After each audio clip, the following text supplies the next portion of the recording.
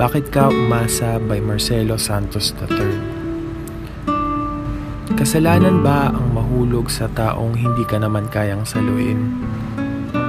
Kasalanan mo ba na ang tanging gusto lang ay ang pahalagahan at mahalin?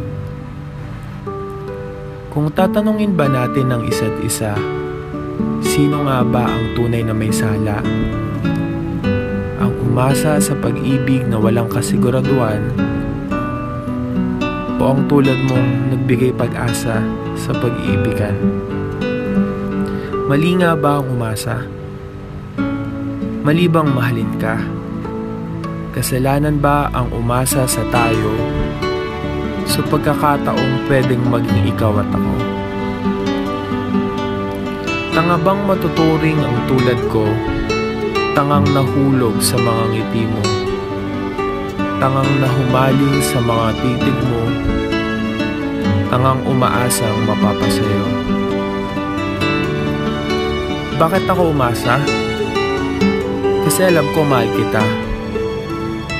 Kahit masakit, kahit parang wala, kahit mukha na akong tanga.